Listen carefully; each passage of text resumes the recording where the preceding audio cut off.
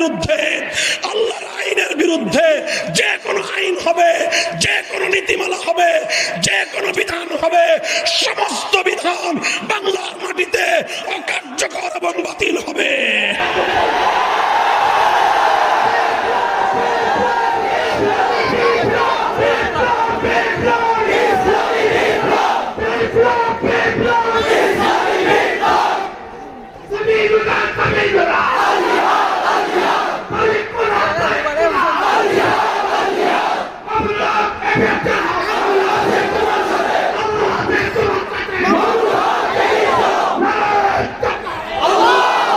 বাংলাদেশ জামাতে ইসলামী একটা সংগঠন আছে, এই হক বাতিলের আলোচনা অন্য বিষয়ে। বাংলাদেশ জামাতে ইসলামীর নিবন্ধন বাংলাদেশের সর্বোচ্চ আদালত হাইকোর্ট বাতিল করে দিয়েছিল। জানেন কেন বাতিল করেছিল? কেন? ৭১-এর ভূমিকার কারণে না। কেন? তারা সাহাবায়ে কেরামকে মেয়ারে হক মানে না এই জন্য না। কেন? তারা আম্বিয়া কেরামের ইসমতে বিশ্বাস করে না এই জন্য না। এই সকল কারণে না, তাদের নিবন্ধন বাতিল করা হয়েছিল শুধুমাত্র এই কারণে, কারণ তাদের গঠনতন্ত্র এবং দলীয় সংবিধানে এক আল্লাহর সার্বভৌমত্বের কথা বলা হয়েছে।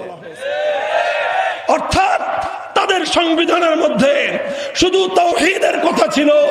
এজন্য নির্বাচন কমিশন নয়, স্বয়ং সর্বোচ্চ আদালত হাইকোর্ট বলল বাংলাদেশ শিরকের রাষ্ট্র, এদেশে তাওহীদ চলবে না। মুসলমান, তোমরা নাকে তেল দিয়ে ঘুমাও, তোমরা নাকে তেল দিয়ে ঘুমাও। এই ভূখণ্ড যেখানে হাজী শরীয়তুল্লাহ ফরায়েজি আন্দোলনের জন্য রক্ত দিয়েছিলেন, মুসলমানদের মধ্যে ফরজ বিধান যেন রক্ষা পায় এই জন্য তারা জিহাদ করেছিলেন। আর ফরজ বিধান তো দূরের কথা, এখন বাংলাদেশে একত্ববাদ বিশ্বাস করা যাবে না যদি এই সংবিধান মানা হয়। কোন জায়গায় আছি আমরা? বলবেন হুজুর তাহলে আপনার বক্তব্য কি? আমার বক্তব্য শেষ। আমি এই জায়গাটায় সকলের দৃষ্টি আকর্ষণ করে উলামায়ে কেরামের পক্ষ থেকে প্রতিনিধি হিসেবে একটা কথা বলতে চাই। আমার মুরব্বী সমতুল্য আল্লামা নুরুল হক সাহেব হুজুর সহ মুরব্বীরা এখানে আছেন। আমার কথা যদি ভুল হয় আপনারা সকলের সামনে শুধরে দিবেন। আমার কথার সাথে যদি আপনাদের দ্বিমত থাকে আপনারা বলে দিবেন। আর যদি কিছু না বলেন ধরে নিব যে এটাই বাংলাদেশের আলেম সমাজের বক্তব্য। পরিষ্কার? আমি বলতে চাই, এখন বাংলাদেশের সবচেয়ে আলোচিত বিষয় হলো সংবিধান সংস্কার। সংবিধান সংস্কারের জন্য আমাদের আলেম ওলামাদের মধ্যে কাউকে কাউকে তারা পরামর্শের জন্য ডেকেছেন। হয়তো আমাদের সুযোগ আসবে কথা বলার, টেবিলে আমরা কিছু বলবো, কিছু গবেষণাপত্র দাখিল করব, অনেক লম্বা লম্বা বক্তব্য সহ সংবিধান সংস্কারের অনেক প্রস্তাব দিব। সেগুলো সব আপন জায়গায় ঠিক আছে, কিন্তু একটা কথা শুধু টেবিলে বদ্ধ ঘরে বলবো না, বাংলার আকাশ বাতাস প্রকম্পিত করে একটা কথা বলতে চাই। সেই কথাটা হলো এই বাংলার মাটিতে আমরা সংবিধানের মধ্যে এমন একটা ধারা সংযুক্ত দেখতে চাই, সেই ধারাটা হবে সার্বভৌমত্বের মালিককে। সুতরাং যারা আল্লাহর উপর ঈমান রাখবে তারা তাগুতকে বিশ্বাস করতে পারে না, যারা তাগুতকে বিশ্বাস করে তাদের ঈমান আল্লাহর উপর থাকতে পারে না। পরিষ্কার কথা, আল্লাযীনা আমানু ইউকাতিলুনা ফি সাবিলিল্লাহ ওয়াল্লাযীনা কাফারু ইউকাতিলুনা ফি সাবিলিত তাগুত। যারা ঈমানদার তারা লড়াই করে আল্লাহর পথে, আর যারা কাফের তারা লড়াই করে, যারা বেঈমান তারা লড়াই করে তাগুতের পথে। যাদের পথ আল্লাহর দিকে আর যাদের পথ তাগুতের দিকে, আল্লাহর পথ আর তাগুতের পথ কশিনকালেও একদিকে চলতে পারে না। আল্লাহর পথের পথিকরা তাগুতের পথের পথিকদের সাথে কশিনকালেও একাকার হতে পারে না। তাদের মধ্যে হক আর বাতিলের লড়াই, তাদের মধ্যে চিরন্তন দ্বন্দ্ব। এ দ্বন্দ্ব চলছে, এ দ্বন্দ্ব চলবে, এ দ্বন্দ্ব চলতেই থাকবে।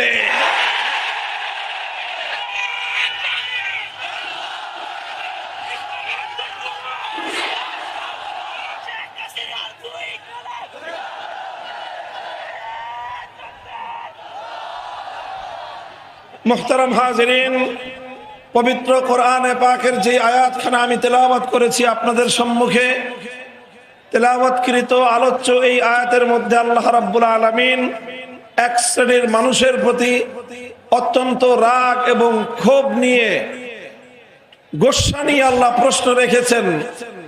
আলাম তারা ইলাল্লাযীনা ইয়াজউমুনা আন্নাহুম আমানু বিমা উনজিলা ইলাইকা ওয়া মা উনজিলা মিন ক্বাবলিক, তোমরা কি দেখো না যে কিছু মানুষ এমন রয়েছে যারা নিজেদেরকে ঈমানদার বলে পরিচয় দেয়।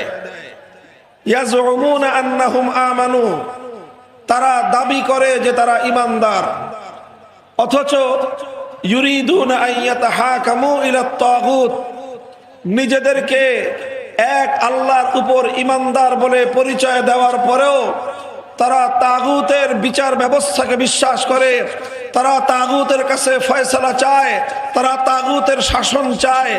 আল্লাহ এই আয়াতে স্পষ্ট ভাষায় বলতে চান, যারা ঈমানদার বলে পরিচয় দিবে তারা তাগুতকে কোনোদিন গ্রহণ করতে পারে না। আর যদি কেউ তাগুতের পক্ষপাতী হয়, কেউ যদি তাগুতের বিচারকে মেনে নেয়, কেউ যদি তাগুতের বিচার ব্যবস্থাকে ভালোবাসে, কেউ যদি তাগুতের শাসন ব্যবস্থাকে ভালোবাসে, আর কিছু হতে পারলেও ঈমানদার হতে পারে না।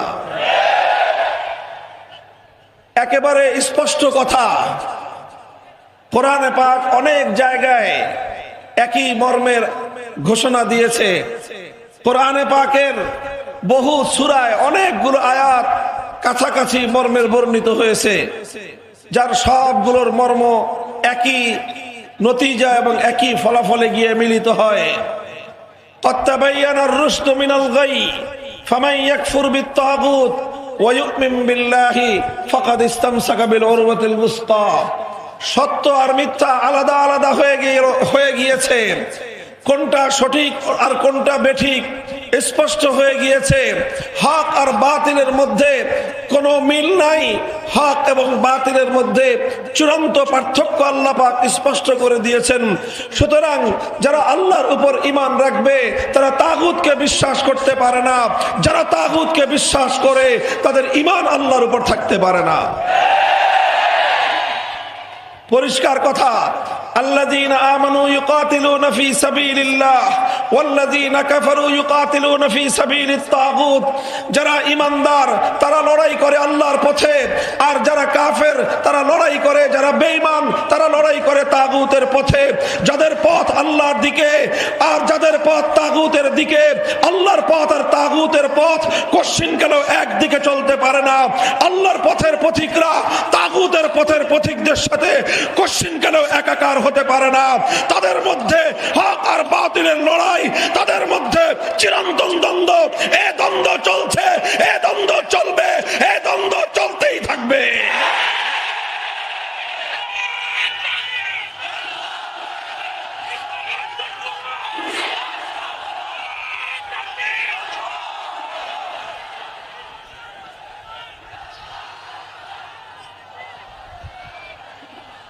মুহতারাম হাজিরিন, আলোচনা কিছু বিষয় বুঝবার আছে, কিছু বিষয় ধারণ করবার আছে, আর এর সবশেষে কিছু বিষয় করবার আছে। তো সবগুলি নির্ভর আগে বুঝবার উপর। কাজেই কিছুক্ষণ ধৈর্য ধরে আপনারা আমার একটা কথা বুঝবেন, এরপরে বিষয়টা ধারণ করবেন, এরপরে কি করণীয় সেটা ইনশাআল্লাহ আমরা বলে দিব, সেই অনুযায়ী আপনারা পরবর্তী পদক্ষেপ নেবেন। প্রথম কথা হলো, কোরআনের এই আয়াতের মর্মটা আমাদেরকে বুঝতে হবে। আয়াতের মর্ম বুঝা নির্ভরশীল হলো কোরআনে পাকের বহুল ব্যবহৃত একটি পরিভাষা বুঝবার উপর। আল্লাহ পাক রব্বুল আলামিন কোরআনের অনেক জায়গায় অনেকগুলো আয়াতে তাগুত শব্দকে প্রয়োগ করেছেন, ব্যবহার করেছেন, এবং প্রতিটি জায়গায় তাগুতকে আল্লাহ পাক রব্বুল আলামিনের প্রতিদ্বন্দ্বী হিসেবে আখ্যায়িত করা হয়েছে। তাগুতকে আল্লাহর প্রতিদ্বন্দ্বী হিসেবে আখ্যায়িত করা হয়েছে।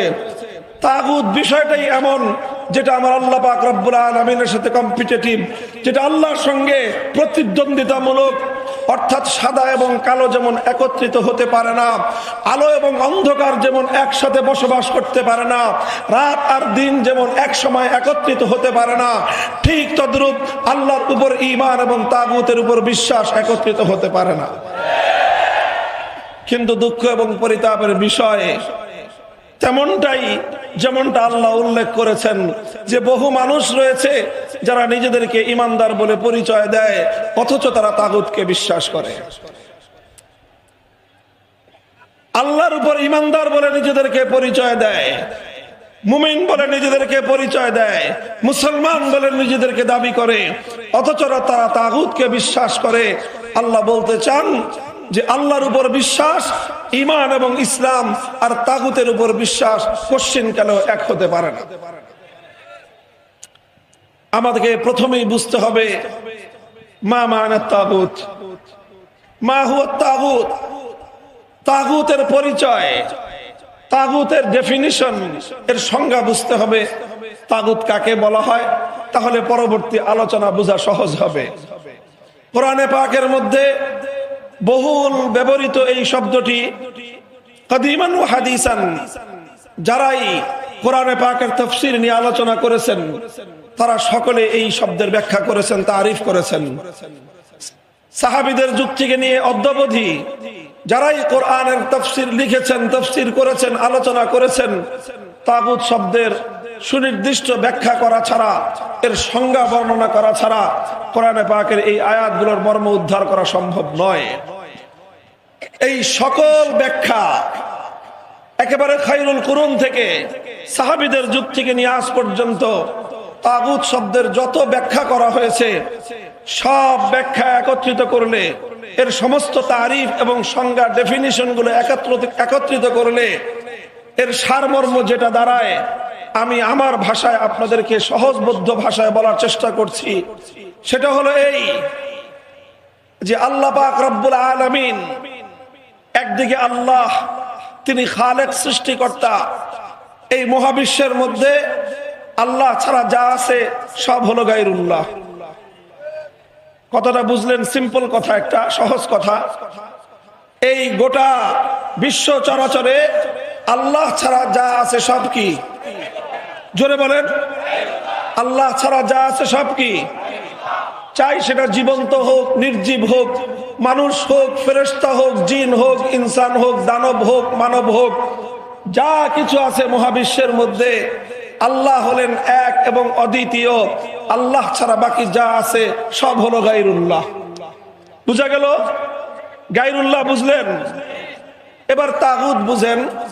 কোন গায়রুল্লাহকে যখন আল্লাহর নির্ধারিত আসনে বসানো হয়, আবার বলছি, কোন গায়রুল্লাহকে যখন আল্লাহর আসনে সমাসীন করা হয়, কোন গায়রুল্লাহকে যখন আল্লাহর জন্য নির্ধারিত বৈশিষ্ট্য দেওয়া হয়, আর সেই গায়রুল্লাহ যদি আল্লাহর আসনে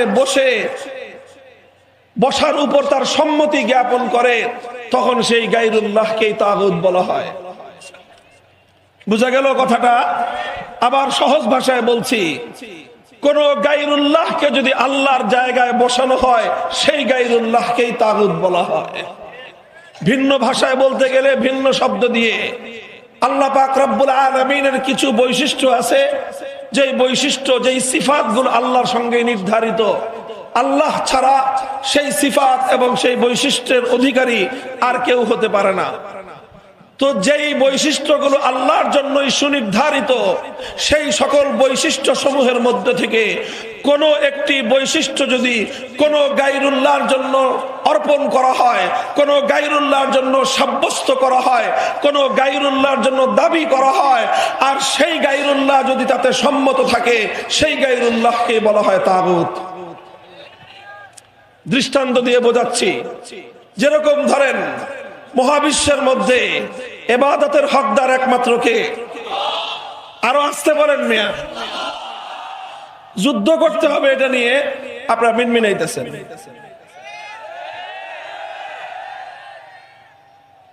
এই মহাবিশ্বের মধ্যে ইবাদতের একমাত্র উপযুক্ত কে?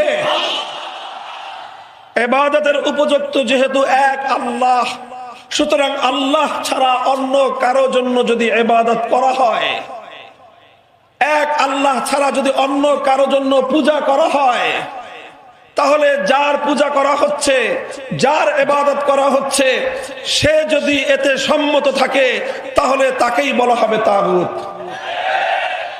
যেরকম এক যুগে মানুষ, একটা সময়ে মানুষ আল্লাহকে বাদ দিয়ে লাত, মানাত, উজ্জা, হুবালের পূজা করত, তখন লাত, মানাত, উজ্জা আর হুবালকে বলা হতো তাগুত।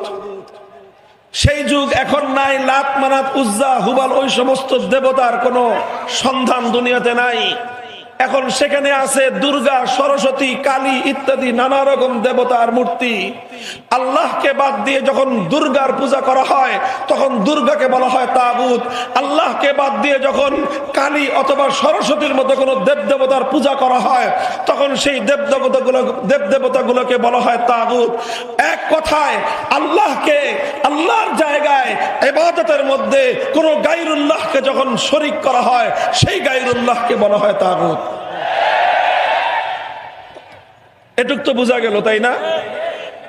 এটা ইবাদতের কথা বললাম, এটাকেই বলা হয় তাওহীদ ফিল ইবাদাহ, ইবাদতের একত্ববাদ। তাওহীদ ফিল মাবুদিয়াহ, আল্লাহ পাক রব্বুল আলামিন মাবুদ, এক এবং অভিন্ন। লা ইলাহা ইল্লাল্লাহ, এই মহাবিশ্বের মধ্যে মাবুদ নাই আল্লাহ ছাড়া আর কেউ। আল্লাহ ছাড়া কোনো মাবুদ আছে? এ কথা বিশ্বাস না করলে একজন মানুষ ঈমানদার হতে পারে? ইবাদত একমাত্র মালিককে, ইবাদতের উপযুক্ত একমাত্র কে? ইবাদত যেরকম আল্লাহর জন্য নির্ধারিত, লিসেন মি, কান খাড়া করে শুনুন, ইবাদত যেরকম একমাত্র আল্লাহর জন্য নির্ধারিত, ঠিক তদ্রূপ এই সৃষ্টি জগতের মধ্যে নিরঙ্কুশ ভাবে, চূড়ান্ত ভাবে, আনচ্যালেঞ্জেবল ভাবে, অপ্রতিদ্বন্দ্বী ভাবে বিধান তৈরি করবার একমাত্র ক্ষমতা আল্লাহর জন্য নির্ধারিত। আবার বলছি, ইবাদত যেরকম একমাত্র আল্লাহর জন্য নির্ধারিত, ঠিক তদ্রূপ মহাবিশ্বের মধ্যে চূড়ান্ত ভাবে আইন তৈরি করবার ক্ষমতাও আল্লাহর জন্যই নির্ধারিত। ইবাদত আল্লাহর জন্য নির্ধারিত হওয়ার কারণে আল্লাহকে বাদ দিয়ে কোন গায়রুল্লাহর ইবাদত করলে যেরকম একজন মানুষ একত্ববাদী থাকতে পারে না, মুশরিকে পরিণত হয়, বিধান দেওয়ার ক্ষেত্রেও আল্লাহর চূড়ান্ত বিধানকে উপেক্ষা করে কোন গায়রুল্লাহ যদি বিধান তৈরি করতে যায়, আইন রচনা করতে যায়, সেই গায়রুল্লাহকেও তাগুত বলা হয়। সেই গায়রুল্লাহর আইন যারা মানে তাদেরকে মুশরিক বলা হয়। কথাটা খুব পরিষ্কার বুঝতে হবে, খুব ভালো করে বুঝতে হবে। যারা দুর্গার পূজা করে তারা এক দুর্গাকে আল্লাহর জায়গায় স্থান দিল, এক দুর্গাকে ইবাদত করে, এক দুর্গাকে পূজা করে তারা আল্লাহর সঙ্গে শিরক করলো। তাহলে তারা ঈমানদার না বেঈমান? তারা মুসলিম না কাফের? শুধুমাত্র ইবাদতের ক্ষেত্রে আল্লাহর সঙ্গে একজন দুর্গাকে শরীক করে তারা যেরকম ঈমান থেকে খারিজ হয়ে মুশরিকে পরিণত হয়েছে, তাদের পরিচয় যেরকম কাফের, অমুসলিম আর বেঈমান, ঠিক তদ্রূপ আল্লাহর একচ্ছত্র আইন তৈরি করবার ক্ষমতাকে চ্যালেঞ্জ করে যারা আইন তৈরি করবার আল্লাহর জন্য নির্ধারিত এই মসনদকে নিজেদের হাতে তুলে নিতে চায়, আল্লাহর জন্য নির্ধারিত আইন তৈরি করবার, বিধান তৈরি করবার চূড়ান্ত ক্ষমতা যারা নিজেদের হাতে তুলে নিতে চায়, তারা প্রত্যেকে তাগুত। এবং এই তাগুতদেরকে যারা বিশ্বাস করবে আর কিছু হতে পারে, ঈমানদার হতে পারে না।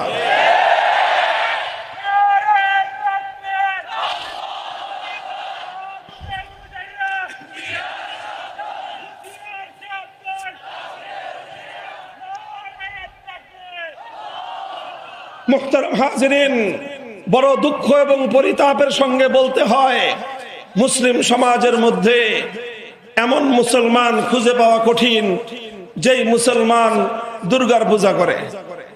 পাওয়া যাবে? কথা বুঝেন নাই? মুসলিম নামধারী যারা আছে, মুসলমান পরিচয় দেয়, এদের মধ্যে কাউকে এমন পাওয়া যাবে যে দুর্গার পূজা করে? মুসলিম নামধারী পরিচয়ধারীদের মধ্যে এমন কোন মানুষ পাওয়া যাবে না যে সরস্বতী অথবা কালীর পূজা করে। অথচ মুসলিম নামধারী মুসলমান পরিচয় ধারণকারী এই মানুষের মধ্যে শত শত নয়, হাজার হাজার নয়, লাখের কোটায় নয়, কোটি কোটি মুসলমান এমন পাওয়া যাবে যারা এক আল্লাহর আইনের পরিবর্তে শত শত তাগুতের বানানো আইনকে তারা বিশ্বাস করে। তাহলে এক দুর্গাকে আল্লাহর সঙ্গে শিরক করলে যারা দুর্গার পূজা করে তাদেরকে আপনারা কি বলেন? তাদেরকে হিন্দু বলা হয়। কি বলা হয়? তারা হিন্দু ধর্মাবলম্বী, তারা মুসলিম নয়, তারা মুশরিক, তারা একত্ববাদী নয়। তাহলে একটা মূর্তিকে আল্লাহর সঙ্গে শিরক করবার কারণে যদি একজন মানুষ অমুসলিম আর কাফের হতে পারে, তাহলে যারা শত শত মানুষের কাছে আল্লাহর জন্য নির্ধারিত আইন তৈরি করবার ক্ষমতা হস্তান্তর করে, তারা হিন্দুদের চেয়ে ছোট মুশরিক হতে পারে না, বরং হিন্দুদের চেয়ে অনেক বড় মুশরিক এবং বেঈমান। মুহতারাম হাজিরিন, আইন তৈরি করবার এই যে আল্লাহ পাক রব্বুল আলামিনের জন্য নির্ধারিত ক্ষমতা, এটাকেই বলা হয় চূড়ান্ত ক্ষমতা। একটু বুঝেন, আমি একটা কথা খুব বারবার একটা কথাকে আমি রিপিট করছি, সেটা হলো আল্লাহর জন্য নির্ধারিত আইন তৈরি করবার চূড়ান্ত ক্ষমতা। কোন ক্ষমতা? চূড়ান্ত ক্ষমতা কার জন্য নির্ধারিত? চূড়ান্ত ক্ষমতা অর্থ কি? চূড়ান্ত ক্ষমতা বলা হয় এমন একটা ক্ষমতাকে যেই ক্ষমতাকে কেউ চ্যালেঞ্জ করতে পারে না। আইন তৈরি করবার চূড়ান্ত ক্ষমতা কার? অর্থাৎ আল্লাহ যদি কোনো আইন তৈরি করেন, সেই আইনকে কেউ বাতিল করতে পারবে না। আল্লাহ যদি কোনো আইন তৈরি করেন, আল্লাহর আইনের উপর কেউ প্রশ্ন তুলতে পারবে না। আল্লাহ যদি কোনো আইন করেন, আল্লাহর সেই আইনের সাথে সাংঘর্ষিক আইন কেউ তৈরি করতে পারবে না। আল্লাহ যদি কোনো আইন তৈরি করেন, তাহলে আল্লাহর সেই আইনকে কেউ কটাক্ষ করতে পারবে না। আল্লাহ যে আইন তৈরি করবেন, সেই আইনকে কেউ বাতিল করতে পারবে না। এই ধরনের একটা নিরঙ্কুশ আর চূড়ান্ত ক্ষমতাই হলো কার? এটাকে আমরা আমাদের পরিভাষায় বললাম। এটাকে যদি আমরা রাষ্ট্রবিজ্ঞানের পরিভাষায় বলি, তাহলে এই ক্ষমতাটাকে বলা হয় সার্বভৌম ক্ষমতা, পাওয়ার অফ সভরেইনটি, অর্থাৎ সার্বভৌম চূড়ান্ত ক্ষমতা। বিধান তৈরি করবার ক্ষেত্রে, আইন তৈরি করবার ক্ষেত্রে এই সার্বভৌম ক্ষমতা ইসলাম বলেছে আল্লাহর জন্য নির্ধারিত। আর এটাকেই বলা হয় তাওহীদ ফিল হাকিমিয়াহ। কি বলা হয়? একটা হলো তাওহীদ ফিল ইবাদাহ, আর একটা হলো তাওহীদ ফিল হাকিমিয়াহ। ইবাদতের মধ্যে যেরকম আল্লাহর একত্ববাদকে বিশ্বাস না করলে একজন মানুষ ঈমানদার হতে পারে না, বিধান তৈরি করবার ক্ষেত্রে, আইন তৈরি করবার ক্ষেত্রে, হাকিমিয়াতের ক্ষেত্রেও যদি কেউ এক আল্লাহর একত্ববাদকে বিশ্বাস না করে, হাজি গাজি পাজি অনেক কিছু হতে পারে, ঈমানদার হতে পারে না। এই কথাগুলো আমার বানানো কোনো কথা নয়। এই কথাগুলো কোরআনের পাতায় পাতায়, আল্লাহর নবীর হাদিসের পাতায় পাতায়, তাফসীর এবং হাদিসের ব্যাখ্যা গ্রন্থের পাতায় পাতায় আছে। তবে আমরা এই কথাগুলো বলি না। এই কথাগুলো আমরা বলি না। কেন বলি না? বললে অনেক সমস্যা, এই জন্য বলি না। কেন বলি না? বলতে গেলে ঘরে ঘরে লড়াই বাঁধবে, এই জন্য আমরা বলি না।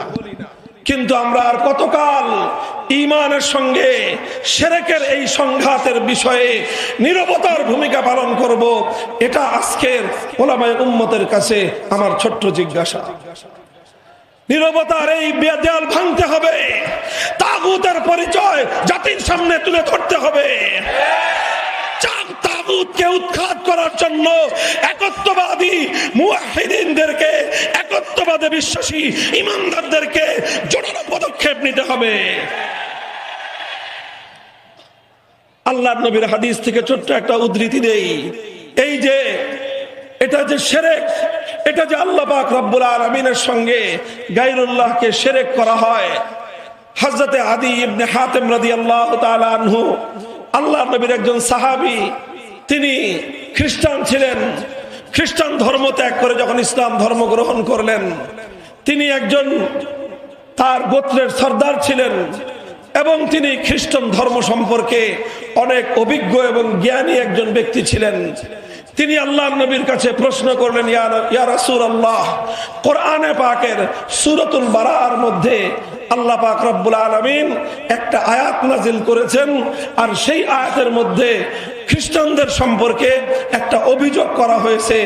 আমি যেহেতু খ্রিস্টান ছিলাম এবং আমি যেহেতু খ্রিস্টান ধর্মের সম্পর্কে আগাগোড়া চুলচেরা সবকিছু জানি, আমার সেই জ্ঞানের আলোকে কোরআনের এই আয়াতের মধ্যে উত্থাপিত খ্রিস্টানদের বিষয়ে অভিযোগটা আমার কাছে অমূলক মনে হয়, আমার বুঝে আসে না। আল্লাহর নবী বললেন, কি অভিযোগ?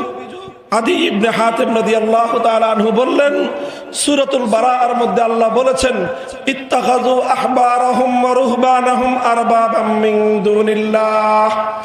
আল্লাহ বলেছেন যে খ্রিস্টানদের মধ্যে, খ্রিস্টান জনগণ, খ্রিস্টানদের সাধারণ খ্রিস্টানরা, তারা এক আল্লাহকে বাদ দিয়ে তাদের নিজেদের মধ্যকার দুই শ্রেণীর মানুষকে আল্লাহর পরিবর্তে রব হিসেবে গ্রহণ করে নিয়েছে। কি হিসেবে? রব হিসেবে গ্রহণ করে নিয়েছে। কাদেরকে? দুই শ্রেণীর মানুষকে। এক শ্রেণীর মানুষ হলো আহবারাহুম, তাদের মধ্যে যারা আলেম, তাদের মধ্যে যারা জ্ঞানী সম্প্রদায় তাদেরকে।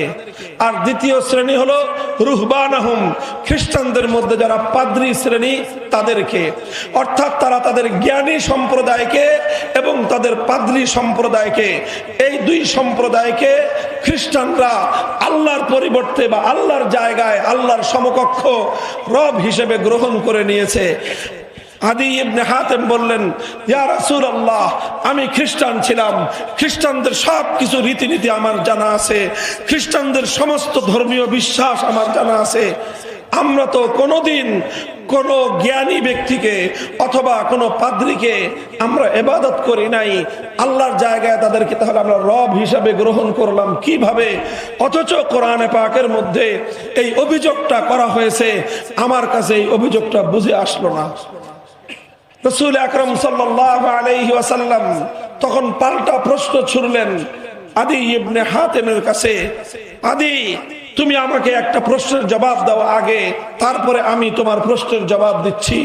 তুমি বলো দেখি, তোমাদের খ্রিস্টান ধর্মের মধ্যে এমন কোন বিষয় ছিল কিনা, আলাস্তুম হাররামতুম মা হাররামুহু ওয়া আহলালতুম মা আহাল্লুহু, এমন বিষয় ছিল কিনা যে আল্লাহ কোন একটা জিনিসকে বৈধ বলে দিয়েছেন, অথচ তোমাদের জ্ঞানী আর তোমাদের পাদ্রী সম্প্রদায় মিলে সেই জিনিসটাকে আল্লাহর বিধানের বিরুদ্ধে গিয়ে অবৈধ ঘোষণা করে দিত, অথবা উল্টাটা কোন একটা জিনিসকে আল্লাহ অবৈধ এবং বেআইনি করে দিয়েছে, অথচ তোমাদের জ্ঞানী এবং পাদ্রী সম্প্রদায় মিলে সেই অবৈধ বেআইনি জিনিসটাকে তারা সমাজের প্রয়োজনে নিজেদের ইচ্ছায় নিজেদের স্বার্থে তারা সেটাকে বৈধ এবং আইনসম্মত বলে ঘোষণা করে দিত।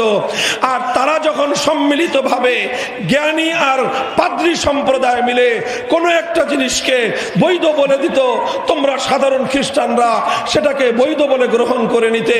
তারা কোনো একটা জিনিসকে অবৈধ বলে দিলে তোমরা সেটাকে অবৈধ এবং বেআইনি বলে গ্রহণ করে নিতে। এই রকম প্রবণতা তোমাদের মধ্যে ছিল কিনা? আদি ইবনে হাতেম বলেন যে হ্যাঁ, ইয়া রাসূলুল্লাহ, এইরকম প্রবণতা, এই রীতি, এই ধরনের সিস্টেম খ্রিস্টান ধর্মের মধ্যে ছিল। রাসূল আকরাম সাল্লাল্লাহু আলাইহি ওয়াসাল্লাম এবার বললেন, ফাতিলকা ইবাদাতুহুম, ফাতিলকা ইবাদাতুহুম, হে আদি, শুধুমাত্র পূজা করলেই ইবাদত হয় না, শুধুমাত্র পূজা করলেই শিরক হয় না, শুধুমাত্র পূজা করলেই আল্লাহর সমকক্ষ সাব্যস্ত করা হয় না। কাউকে পূজা করলে যেরকম শিরক হয়, কাউকে পূজা করলে যেরকম আল্লাহর একত্ববাদের উপর আঘাত করা হয়, ঠিক তদ্রূপ আল্লাহর আইনের বিরুদ্ধে গিয়ে যেই গায়রুল্লাহ কোন বৈধতা এবং অবৈধতা অর্থাৎ বিধান দান করবে, সেই বিধানকে যারা মেনে নিবে তারাও আল্লাহর সঙ্গে তাদেরকে শরীক করলো, তারাও তাদের ইবাদত করলো। পূজা করলে যেরকম যেরকম একজন মানুষ মুশরিকে পরিণত হয়, গায়রুল্লাহর আইনকে মনে প্রাণে মেনে নিলেও একজন মানুষ মুশরিকে পরিণত হয়। মুহতারাম হাজিরিন, বড় দুঃখ এবং পরিতাপের বিষয়, বলেছিলাম কোটি কোটি মুসলমান আজ এমন পাওয়া যাবে, কোটি কোটি মুসলমান এমন পাওয়া যাবে বছর বছর হজ করে, প্রতিদিন 5 ওয়াক্ত নামাজ আদায় করে, রমজানে রোজা রাখে, যাকাতও ঠিক মতো দেয়, অথচ অসংখ্য ক্ষেত্রে আল্লাহর আইনের বিরুদ্ধে তাদের অভিযোগ রয়েছে। আল্লাহর বিধানের পরিবর্তে তারা গায়রুল্লাহর বিধানকে হাসি মুখে বরণ করে নেয়। শুধু বরণ করে নেয় না, অনেকে এমন আছে আল্লাহর আইনকে উৎখাত করে গায়রুল্লাহর আইন দুনিয়াতে বাস্তবায়ন করার জন্য তারা লড়াই করে, অথচ নিজেদেরকে আবার ইমানদার বলেও পরিচয় দেয়। এর চেয়ে দুনিয়াতে হাস্যকর কথা আর কিছুই হতে পারে না, এর চেয়ে দুনিয়াতে ভাওতাবাজির কথা আর কিছুই হতে পারে না, এর চেয়ে বড় মুনাফিকি দুনিয়াতে আর কিছুই হতে পারে না। পরিষ্কার কথা, তুমি যদি আল্লাহর উপর ইমানদার হয়ে থাকো, ইবাদত করবে একমাত্র কার? তুমি যদি আল্লাহর উপর ইমানদার হয়ে থাকো, ইবাদত করবে একমাত্র কার? তুমি যদি এক আল্লাহর উপর ইমানদার হয়ে থাকো, তাহলে চূড়ান্ত ভাবে আইনদাতা হিসাবে বিশ্বাস করবে কাকে? ইয়াং জেনারেশনের মধ্যে বিপুল ভাবে স্কুল কলেজ ইউনিভার্সিটির ছাত্রদের মধ্যে তাওহীদ এবং শিরকের এই কনসেপ্ট তারা জানতে চেষ্টা করতেছে, বিভিন্ন জায়গা থেকে তারা জানতেছে, বুঝতেছে। উলামায়ে কেরামের উচিত তাগুত সম্পর্কে এই জাতিকে অবহিত করা। তাগুতের ধারণা যদি উলামায়ে কেরাম এই যুব সম্প্রদায়কে সঠিকভাবে না দেয়, তাহলে এই যুব সম্প্রদায় তারা কিন্তু বসে থাকবে না, তারা কিন্তু আজ প্রস্তুত হচ্ছে সমাজ থেকে সকল প্রকার তাগুতকে উৎখাত করার জন্য। আপনারা যদি তাদেরকে সঠিক দিক নির্দেশনা না দেন, তারা স্বেচ্ছায় তাগুতের বিরুদ্ধে লড়াই করার জন্য রণাঙ্গন তৈরি করবে, যুদ্ধের ময়দান তারা তৈরি করে নেবে।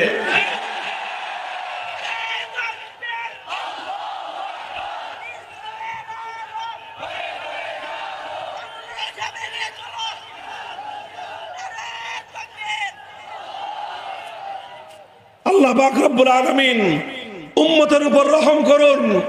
উম্মতে মুহাম্মাদিয়ার মধ্যে আল্লাহর আইনের পরিবর্তে কোন মানুষের বানানো আইন দ্বারা সমাজ বিচার হওয়া, সমাজ শাসিত হওয়া, সমাজের মধ্যে আল্লাহর আইনের পরিবর্তে কোন গায়রুল্লাহর আইন কার্যকর থাকা, এই অভিশাপ মুসলমানদের মধ্যে এক সময় ছিল না।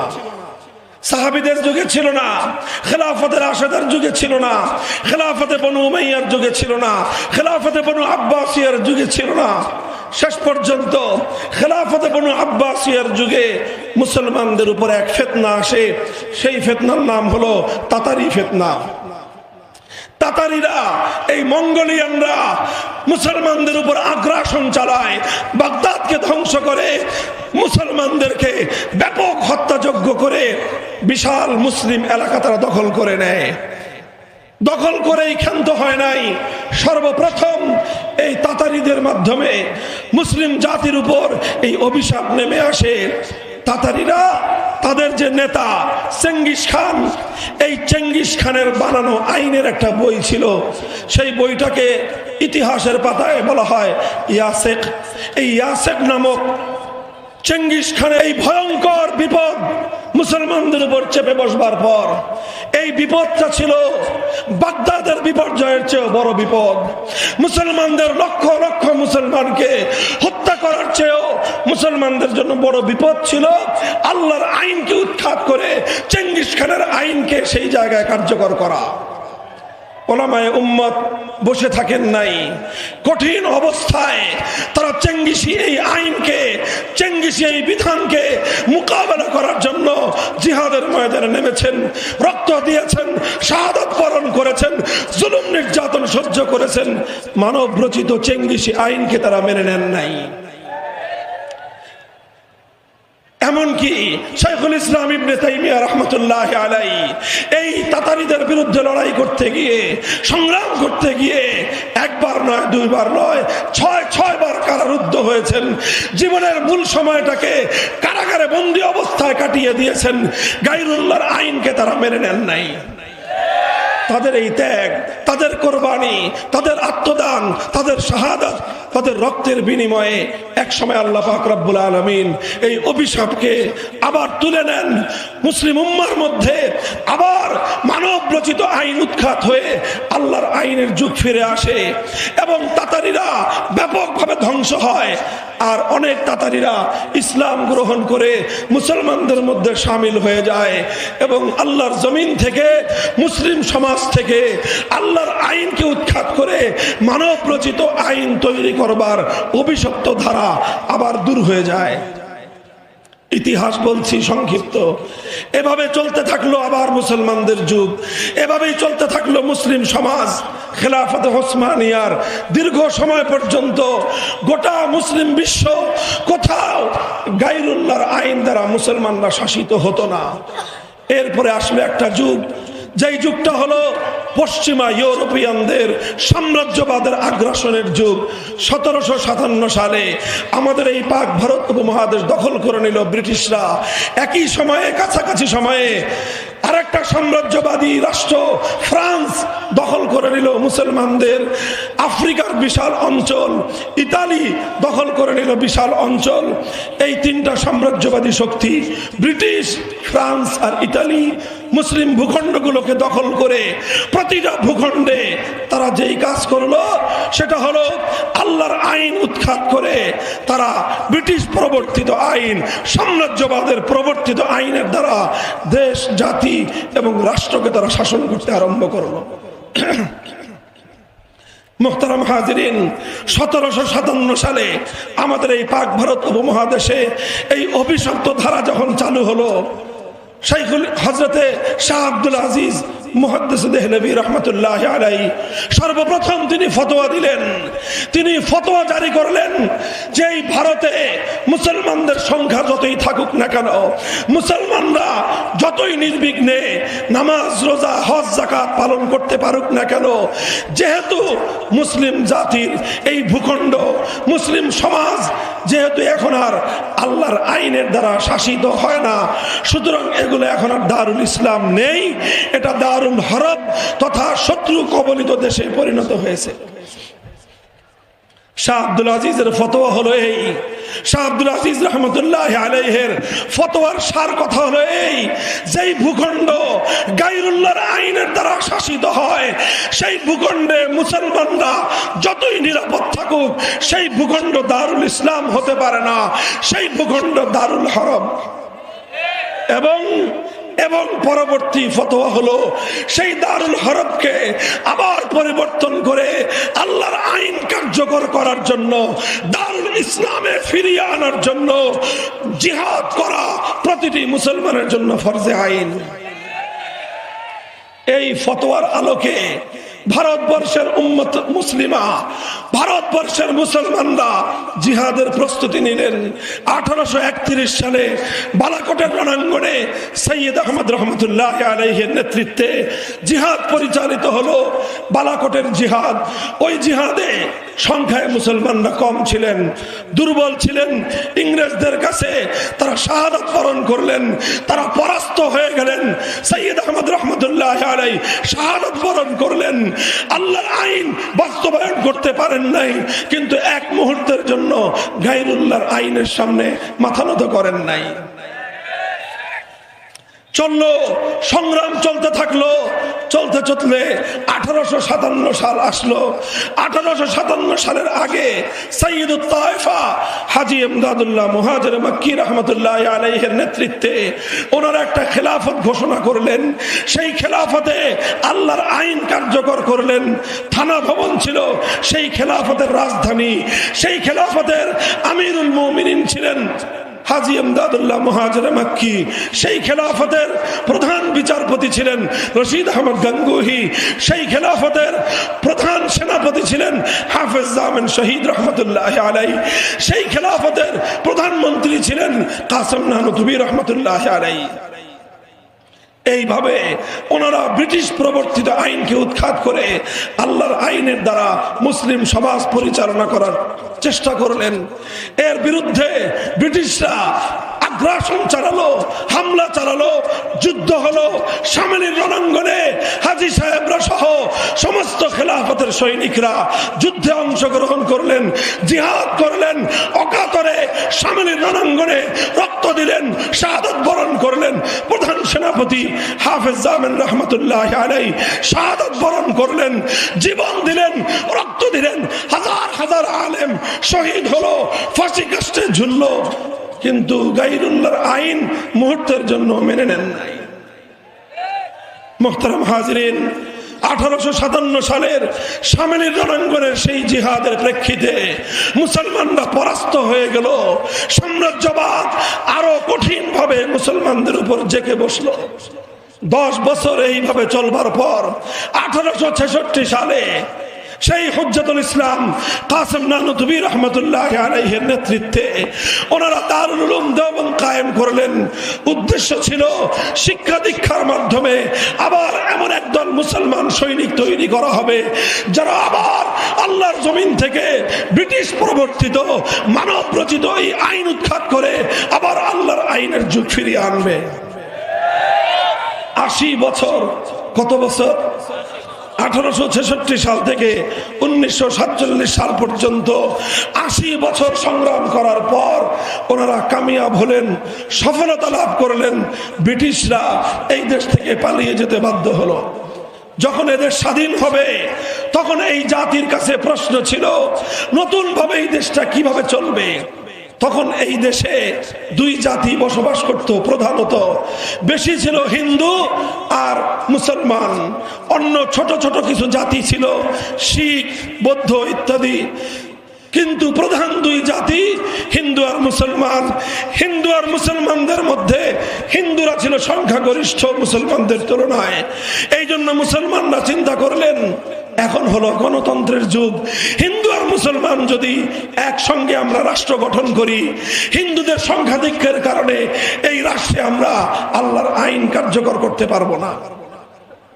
তখন মুসলমানরা চিন্তা করলেন যে এত যুদ্ধ করলাম, এত সংগ্রাম করলাম, এত লড়াই করলাম, এত রক্ত দিলাম, যদি আল্লাহর কোরআনের বিধান কায়েম করতে না পারি তাহলে এই যুদ্ধ করে লাভ হলো কি?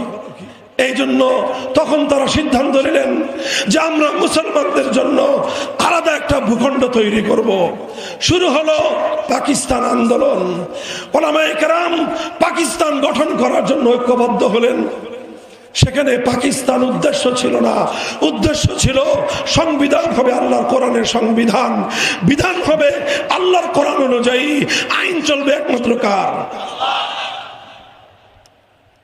আর সেই বিধান তৈরি করার জন্য, কোরআনী শাসনের সেই রাষ্ট্র গঠন করার জন্য ভারত উপমহাদেশের অনেক মুসলমানরা অনেক ত্যাগ স্বীকার করেছে, অনেক সংগ্রাম করেছে। তবে সবচেয়ে বেশি ত্যাগ যাদের, সবচেয়ে বেশি সংগ্রাম যারা করেছে সেটা হলো এই বাংলার মুসলিম সমাজ। এই বাংলাদেশের আমার আর তোমার পূর্বপুরুষরা তারা কোরআনী শাসন কায়েম করার জন্য সবচেয়ে বেশি ত্যাগ দিয়েছে, সবচেয়ে বেশি কোরবানি করেছে, সবচেয়ে বেশি শাহাদাতের রক্ত দিয়েছে। পশ্চিম পাকিস্তানেরা, পশ্চিম পাকিস্তানি খান পাঠানরা তারা ইসলামী হুকুমত কায়েম করার জন্য অত ত্যাগ দেয় নাই, অত কোরবানি দেয় নাই, অত চেষ্টা করে নাই এই বাংলার মুসলমানরা যতটা করেছে। এভাবে 1947 সালে একটা রাষ্ট্র হলো, যেই রাষ্ট্রের নাম হলো পাকিস্তান। উদ্দেশ্য ছিল সেই রাষ্ট্রের সংবিধান হবে আল কোরআন। কিন্তু দুর্ভাগ্য আমাদের, সেই রাষ্ট্র গঠন করার পরে সেই রাষ্ট্রের যারা শাসক ছিলেন তারা কোরআনী সংবিধান কায়েম করলেন না, তারা ইসলামী শাসনতন্ত্র দিলেন না, তারা নিজামে ইসলাম কায়েম করলেন না। কায়েম না করে তারাও আবার সেই নতুন করে সেই পুরাতন ব্রিটিশ প্রবর্তিত আইনের দ্বারা রাষ্ট্র শাসন করতে আরম্ভ করলেন। ওলামায়ে কেরাম তাদেরকে বারবার বুঝালেন, বারবার বললেন জাতির সঙ্গে যে ওয়াদা করেছেন যে কোরআনী শাসন কায়েম করবেন সেই ওয়াদা বাস্তবায়ন করেন। শাসকরা তখন বলতো যে হুজুর, রাষ্ট্রটা এখনো শিশু রাষ্ট্র, কিছুদিন সময় দেন, এই রাষ্ট্রটা একটু বড় হলে আমরা এখানে কোরআনী শাসন কায়েম করব। হুজুররা কিছুদিন সহ্য করলেন, বছর যায়, দিন গড়ায়, 10 বছর, 15 বছর, 20 বছর। শাসকদেরকে বলা হলো যে আপনারা কোরআনী শাসন কায়েম করেন না কেন? বলে যে শিশু রাষ্ট্র। হুজুররা বলে আপনাদের এই শিশু বালেগ হবে কবে? 20 বছরের বুইড়া খাটাস এখনো বালেগ হয় নাই, আর কবে বালেগ হবে? কবে প্রাপ্তবয়স্ক হবে? তারা বলে এখনো শিশু, এখনো শিশু। এখন যদি আমরা এখানে ইসলামী হুকুমত কায়েম করতে যাই, পশ্চিমা বিশ্ব, ইউরোপ, আমেরিকা আমাদেরকে সাহায্য করবে না, তখন আমরা টিকতে পারবো না। এই অজুহাত দেখায় বারবার পশ্চিম পাকিস্তানি বিশ্বাসঘাতক গাদ্দার শাসকরা এদেশের মুসলিম সমাজের সঙ্গে গাদ্দারি করেছে। আমার আব্বাজান শাইখুল হাদিস রহমতুল্লাহ আলাইহি বলতেন, যেই পোলা 24 বছরও বালেগ হয় না, ওই পোলা 90 বছরও বালেগ হবে না। কাজেই যেই পাকিস্তান 24 বছর পরেও শিশু, এটা বড় হয় নাই, প্রাপ্তবয়স্ক হয় নাই, এই পোলা, এই রাষ্ট্র আর কোনোদিন ম্যাচিউরড হবে না, কোনোদিন প্রাপ্তবয়স্ক হবে না। সুতরাং এই অকার্যকর পাকিস্তান নামক ভণ্ডামির রাষ্ট্র আমরা চাই না। বাংলার মুসলমান ক্ষিপ্ত হয়ে উঠলেন এবং পাকিস্তানের বিরুদ্ধে তারা সংগ্রাম করতে আরম্ভ করলেন। এই সময়ে বাংলাদেশের মানুষের সেন্টিমেন্টকে কাজে লাগানোর জন্য একজন নেতা সামনে আসলেন। সেই নেতার নাম হলো শেখ মুজিবুর রহমান সাহেব। তার জীবনের রাজনৈতিক অনেক লম্বা ইতিহাস আছে। তার জীবনের সবচেয়ে ভালো যে কাজটা তিনি করেছিলেন, সবচেয়ে কল্যাণময় কাজটা তিনি যেটা করেছিলেন, 1970-এর জাতীয় নির্বাচনের আগে তিনি জাতির সঙ্গে অঙ্গীকার করলেন, ওয়াদা করলেন, যদি আপনারা আমাকে ভোট দেন, নৌকা মার্কায় যদি সিল মারেন, আওয়ামী লীগ যদি ক্ষমতায় যেতে পারে, কোরআন সুন্নাহ বিরোধী কোন আইন আমরা দেশে করব না। ভাই পয়েন্টটা নোট করেন, লক্ষ্য করেন। 1970-এর জাতীয় নির্বাচনের সময় আওয়ামী লীগের নির্বাচনী ইশতেহার ছিল, শেখ মুজিবুর রহমান সাহেবের অঙ্গীকার এবং ওয়াদা ছিল, তারা পাশ করলে কোরআন সুন্নাহ বিরোধী কোনো আইন করবেন না। এটা আমাদের বানানো কথা নয়, ইতিহাসের পাতায় স্বর্ণাক্ষরে লিখিত আছে, অস্বীকার করার জো নাই। এই সকল ঘোষণার প্রেক্ষিতে বাংলাদেশের মানুষ নিরঙ্কুশ ভাবে নৌকা মার্কায় সিল মারলো। 1970-এর নির্বাচনে তারা এককভাবে সংখ্যাগরিষ্ঠতা পেলেন, ক্ষমতায় যাওয়ার বন্দোবস্ত হয়ে গেল। পশ্চিম পাকিস্তানিরা ক্ষমতা হস্তান্তর করলো না। বাংলাদেশের শাসক গোষ্ঠী শেখ মুজিবুর রহমানের নেতৃত্বে আওয়ামী লীগের কাছে তারা ক্ষমতা দিল না। না দিয়ে কি করলো? 71 সালের 25শে মার্চ ভয়াল কালো রাত্রিতে বাংলাদেশের মানুষের উপর বর্বর হত্যাযজ্ঞ চালালো। 26শে মার্চ পরের দিন বাংলাদেশের মানুষ স্বাধীনতার যুদ্ধে ঝাঁপিয়ে পড়লো। 9 মাস রক্তক্ষয়ী মুক্তিযুদ্ধ হলো। 71-এর 16ই ডিসেম্বর পশ্চিম পাকিস্তানি খান পাঠানদেরকে পরাস্ত করে বাংলাদেশ স্বাধীনতা লাভ করলো। আর এই 9 মাস শেখ মুজিবুর রহমান সাহেব পাকিস্তানের জেলে বন্দিত্ব বরণ করলেন, আপ্যায়িত হলেন। 9 মাসের বন্দিত্ব এবং আপ্যায়নের শেষে তিনি মুক্ত হলেন। মুক্ত হয়ে তিনি পাকিস্তান থেকে সোজা বাংলাদেশে আসেন নাই, গেলেন লন্ডনে। তারপরে দেখা হলো শ্রীমতী ইন্দিরা গান্ধীর সাথে। ভারতের প্রধানমন্ত্রী শ্রীমতী ইন্দিরা গান্ধী শেখ মুজিবুর রহমান সাহেবের কাছে প্রেসক্রিপশন ধরায় দিলেন। কি প্রেসক্রিপশন? তোমার দেশে যেই সংবিধান হবে সেই সংবিধানটা হবে ভারতের সংবিধানের অনুকরণে একটা সংবিধান। ভারত রাষ্ট্র থেকে আমরা 1947 সালে আলাদা হয়েছিলাম, আবার ভারতে পেপেটে যাওয়ার জন্য নয়। এই বাংলার মুসলমানরা বাড়ির কাছের কলকাতা, বাড়ির কাছের দিল্লি, চতুর্দিকের ভারতকে লাঠি মেরে 2000 মাইলের দূরের পাকিস্তানিদের সঙ্গে গাঁটছড়া বেঁধেছিল। দুনিয়ার উন্নতির জন্য নয়, রাজনৈতিক রাজনৈতিক উন্নতির জন্য নয়, অর্থনৈতিক উন্নতির জন্য নয়, বিশাল সাম্রাজ্যের জন্য নয়, শুধু একটা আকাঙ্ক্ষা নিয়ে। সেই আকাঙ্ক্ষা হবে সংবিধান হবে আল কোরআনের সংবিধান, রাষ্ট্র হবে ইসলামী হুকুমত।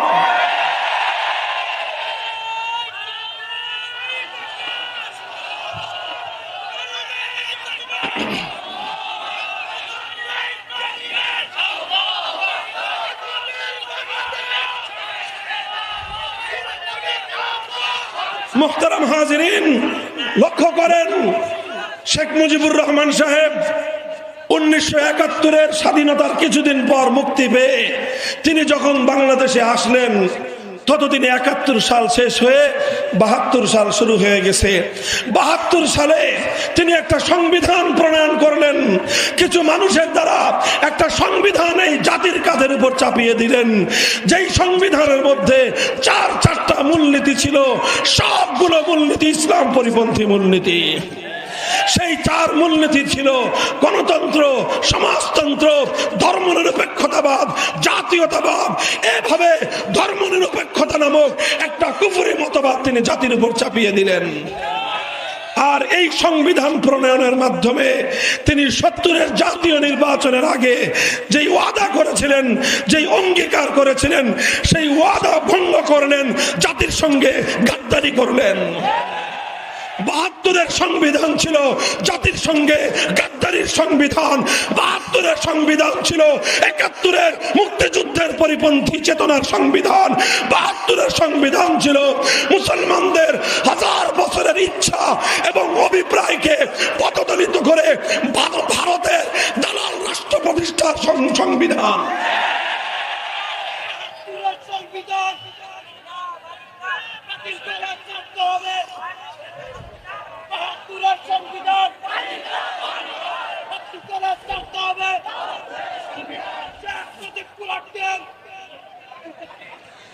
মুহতারাম হাজিরিন, কথা বুঝতে হবে।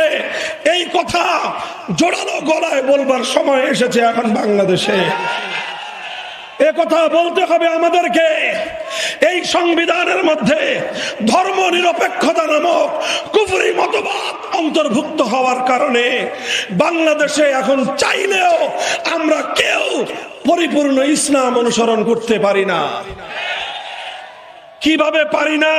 চোখে আঙ্গুল দিয়ে এক একটা ধারা, এক একটা ঘটনা, এক একটা বিধান আমরা চোখ দিয়ে দেখায় দিতে পারবো, চোখে আঙ্গুল দিয়ে দেখায় দিতে পারবো।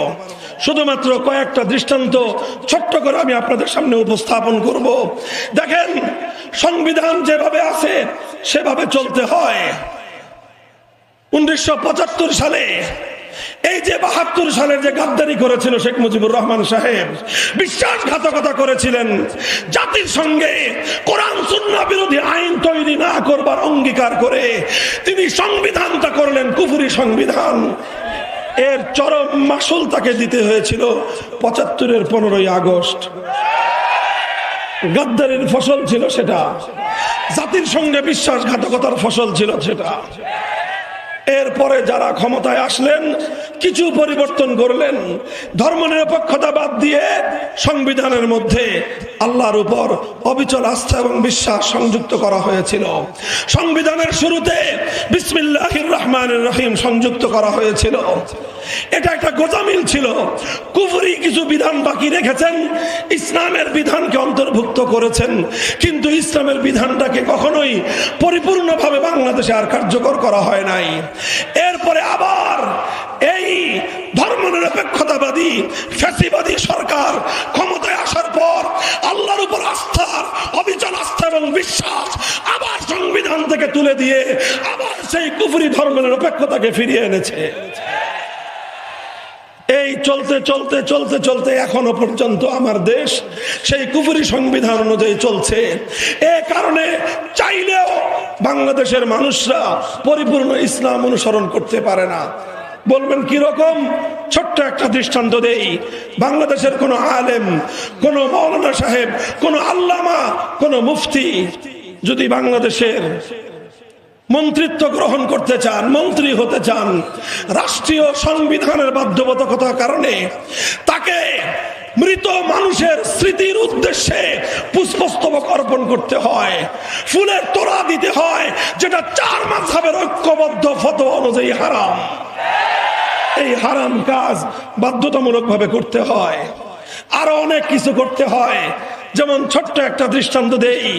বাংলাদেশে একটা ইসলামী সংগঠন ছিল, ইসলামী শাসনতন্ত্র আন্দোলন, নাম মনে আছে আপনাদের? এটা বাংলাদেশের শীর্ষ উলামায়ে কেরাম শাইখুল হাদিস আল্লামা আজিজুল হক রহমতুল্লাহ আলাইহি, পীর সাহেব চরমনাই মরহুম সৈয়দ ফজলুল করিম রহমতুল্লাহ আলাইহি, বাইতুল শরফের পীর সাহেব আব্দুল জব্বার রহমতুল্লাহ আলাইহি, মরহুম আব্দুল গফফার রহমতুল্লাহ আলাইহি, মরহুম হযরত মাওলানা দেলোয়ার হোসেন সাইদি রহমতুল্লাহ আলাইহিরা মিলে এই ইসলামী শাসনতন্ত্র আন্দোলন গঠন করেছিলেন। কেন? যে আমরা কুফরি সংবিধান, কুফরি শাসনতন্ত্র পরিবর্তন করে ইসলামী শাসনতন্ত্রের দ্বারা দেশ চালাবো। কিন্তু যখন 111 সরকার আসলো, এসে তারা একটা বিধান বাধ্যতামূলক করলো যে বাংলাদেশে রাজনীতি করতে চাইলে নির্বাচন কমিশনের অনুমোদন লাগবে, নিবন্ধন নিতে হবে। ইসলামী শাসনতন্ত্র আন্দোলন নিবন্ধন পাওয়ার জন্য আবেদন করলেন। তখন নির্বাচন কমিশন বলে দিল, ইসলামী শাসনতন্ত্র চাওয়াটা এটা বাংলাদেশের সংবিধানের সঙ্গে সাংঘর্ষিক, কারণ বাংলাদেশের সংবিধান হলো কুফরি সংবিধান। আপনি এই সংবিধানের আওতায় ইসলামী শাসনতন্ত্র চাইতে পারবেন না। তখন তারা বাধ্য হলেন। তাদের হৃদয়ে রক্তক্ষরণ হয়েছে, চোখের অশ্রু ঝরেছে, একান্ত বাধ্য হয়ে শাসনতন্ত্র শব্দ বাদ দিয়ে তাদেরকে ইসলামী আন্দোলন নামে নিবন্ধন নিতে হয়েছে। এই দুঃখ শুধু ইসলামী আন্দোলনের নেতা কর্মীদের একার নয়, এই দুঃখ বাংলাদেশের 18 কোটি ইমানদারদের হৃদয়ে রক্তক্ষরণ হওয়া উচিত। কিন্তু আমরা জানি না আমাদের দুঃখ থাকবে কোথায়। এর চেয়ে বড় মর্মান্তিক আরেকটা বিষয় শুনেন, লক্ষ্য করেন। বাংলাদেশ জামাতে ইসলামী একটা সংগঠন আছে। এই হক বাতিলের আলোচনা অন্য বিষয়। বাংলাদেশ জামাতে ইসলামীর নিবন্ধন বাংলাদেশের সর্বোচ্চ আদালত হাইকোর্ট বাতিল করে দিয়েছিল। জানেন কেন বাতিল করেছিল? কেন? 71-এর ভূমিকার কারণে না। কেন? তারা সাহাবায়ে কেরামকে মেয়ারে হক মানে না এই জন্য না। কেন? তারা আম্বিয়া কেরামের ইসমতে বিশ্বাস করে না এই জন্য না। এই সকল কারণে না, তাদের নিবন্ধন বাতিল করা হয়েছিল শুধুমাত্র এই কারণে, কারণ তাদের গঠনতন্ত্র এবং দলীয় সংবিধানে এক আল্লাহর সার্বভৌমত্বের কথা বলা হয়েছে।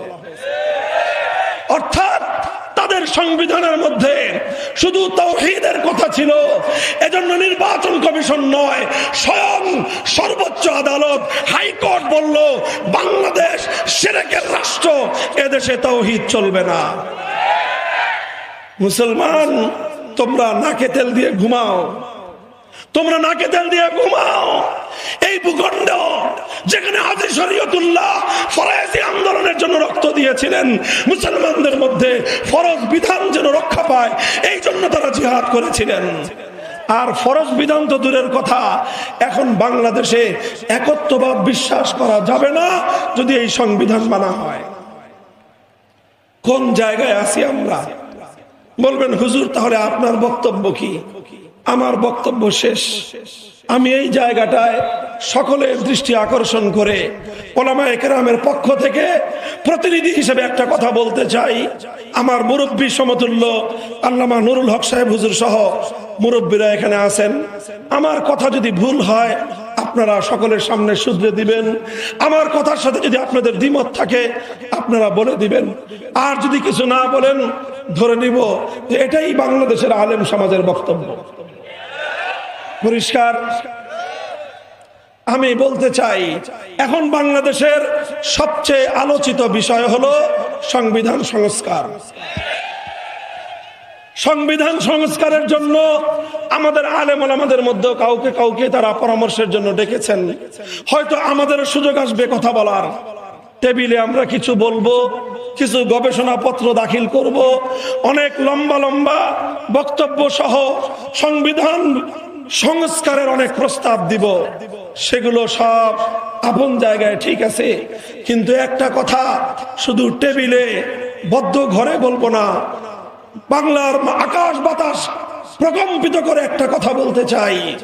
সেই কথাটা হলো এই বাংলার মাটিতে আমরা সংবিধানের মধ্যে এমন একটা ধারা সংযুক্ত দেখতে চাই, সেই ধারাটা হবে সার্বভৌমত্বের মালিককে।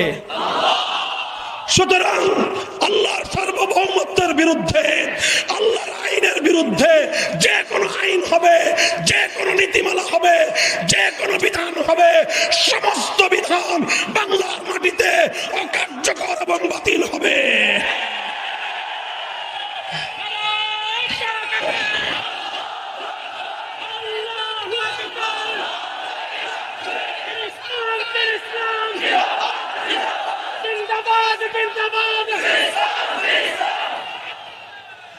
কাজেই এটা আমাদের আবদার নয়, এটা আমাদের আবদার নয়, এটা আমাদের হৃদয়ের রক্ত দিয়ে লেখা দাবি। আমরা বলতে চাই 5ই আগস্টের বিপ্লবের পর বাংলাদেশ আজ এই দাবি উত্থাপন করার জন্য উপযুক্ত পটভূমি তৈরি হয়েছে। 5ই আগস্টের বিপ্লবের স্বরূপ যদি কেউ বুঝতে চান, বিপ্লবের প্রতীক যদি দেখতে চান, তাহলে আমি বলবো দুপুরের পর থেকে নিয়ে আসর পর্যন্ত 1 থেকে 1.5 ঘন্টার বাংলাদেশ দেখুন। 5ই আগস্ট